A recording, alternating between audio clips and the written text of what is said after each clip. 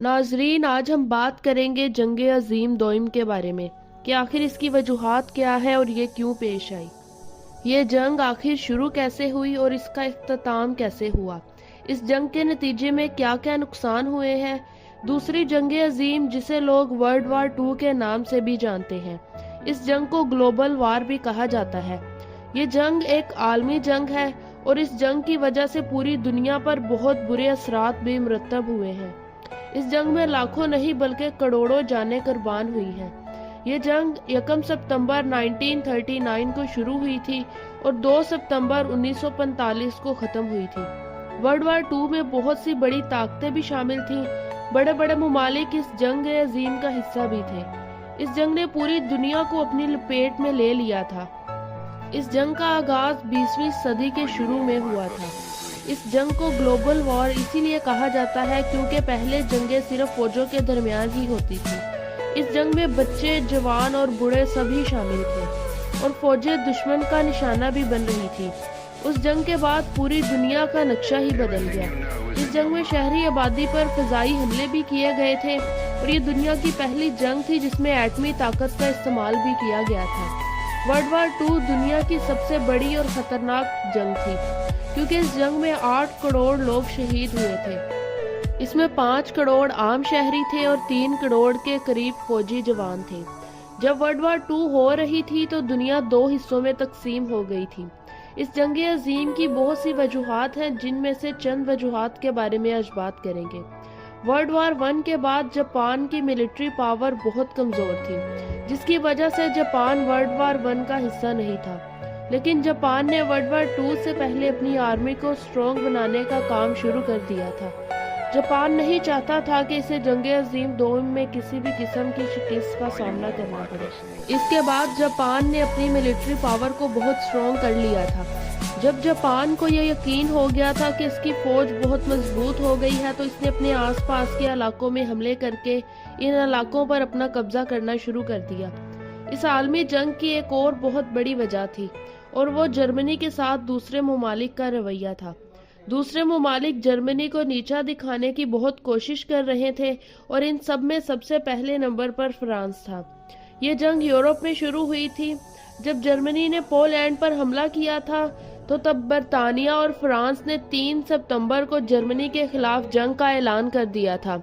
इस जंग में सिर्फ 2 ही पावर्स थी, एक एक्सिस पावर थी और दूसरी अलायंस पावर।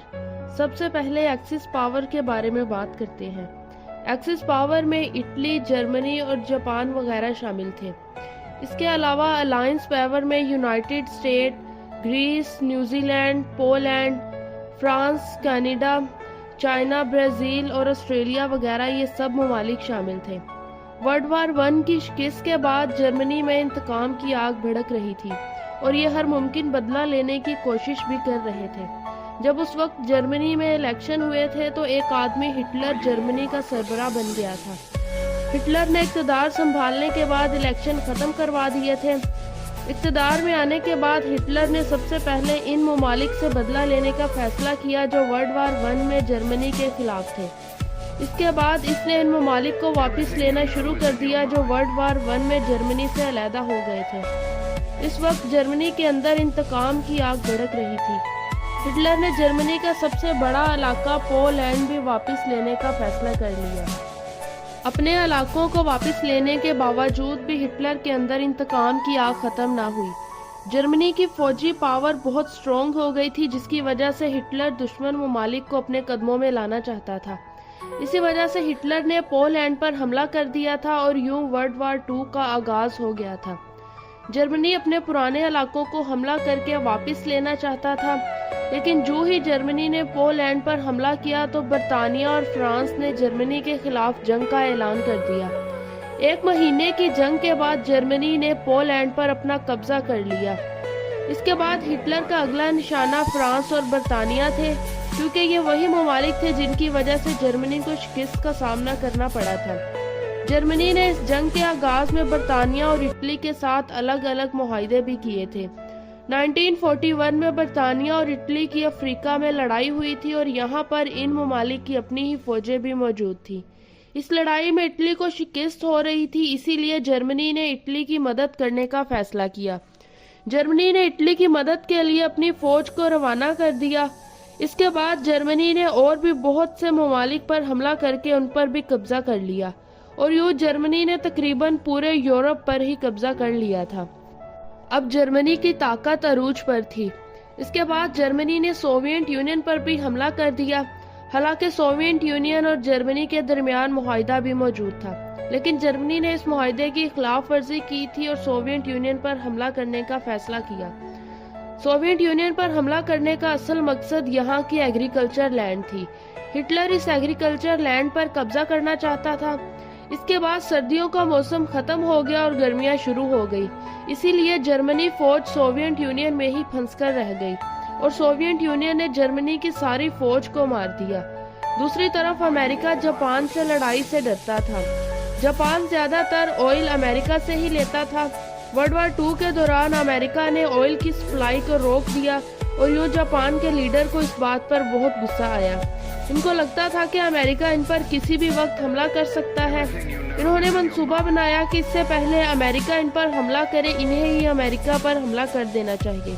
चनाचा दिसंबर 1941 को जापान ने अमेरिकी बंदरगाह पर अचानक हमला कर दिया। ये हमला अमेरिका की सरजमीन पर अब तक का सबसे बड़ा हमला था। इस हमले के बाद अमेरिका हैरत में डूब गया। अमेरिका के कई जहाज तो खड़े खड़े ही डूब गए थे और कई अमेरिकी फौजी भी हलाक हो गए थे। इस हमले के बाद अमेरिका ने भी बदला लेने का फैसला किया और जंग में दाखिल होने का ऐलान कर दिया और यूं अमेरिका ने अलाइड पावर को ज्वाइन कर लिया। इस वक्त अमेरिका शदीद गुस्से में था। 1942 के आगाज में अमेरिका ने जापान के आइलैंड पर हमला कर दिया और 2 सालों की मेहनत और लड़ाई के बाद अमेरिका ने जापान के सारे आइलैंड पर कब्जा कर लिया।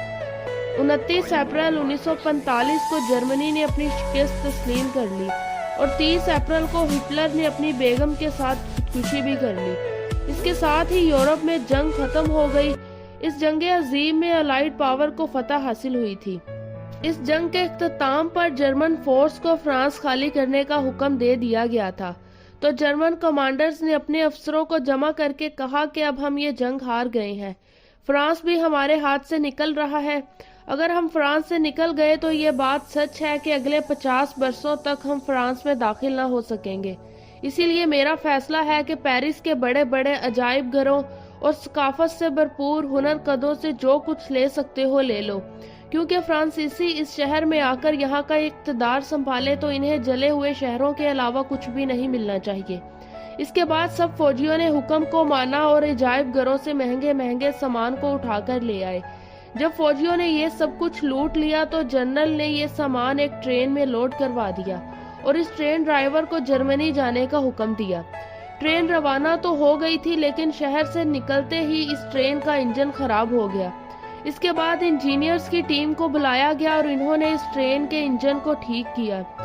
40 किलोमीटर दूर जाने के बाद ट्रेन के पहिए जाम हो गए। दोबारा से इंजीनियर्स को बुलाया गया और ट्रेन को ठीक किया गया। अभी ट्रेन थोड़ी दूर ही गई थी कि इसका बॉयलर फट गया। इसके बाद दोबारा इंजीनियर्स की टीम को बुलाया गया और ट्रेन को ठीक करवाया गया। ट्रेन फ्रांस से निकल तो गई थी, लेकिन रास्ते में जगह जगह इसमें खराबी हो रही थी, जो इंजीनियर्स बार बार आकर ठीक कर रहे थे। ट्रेन अभी फ्रांस में ही मौजूद थी कि फ्रांसीसियों ने फ्रांस का इक़्तिदार संभाल लिया। ट्रेन के ड्राइवर को पैगाम मिला कि ट्रेन अब जर्मनी नहीं जाएगी बल्कि पेरिस वापस आएगी। जब ट्रेन पेरिस वापस आई तो ट्रेन के ड्राइवर का बहुत शानो शौकत के साथ इस्तकबाल किया गया। इसके बाद ड्राइवर ने कहा कि जर्मनों ने सामान तो ट्रेन में भर दिया था, लेकिन ये लोग नहीं जानते थे कि ड्राइवर फ्रांसीसी है और जब तक ड्राइवर न चाहे गाड़ी भी अपनी मंजिल तक नहीं जा सकती। इसके बाद ड्राइवर पर हॉलीवुड ने द ट्रेन मूवी भी बनाई थी, जिसमें इसी वाक़ये का जिक्र किया गया था। वीडियो अच्छी लगी हो तो वीडियो को लाइक करें और इस तरह की इंफॉर्मेटिव वीडियोस के लिए हमारे चैनल को सब्सक्राइब भी करें।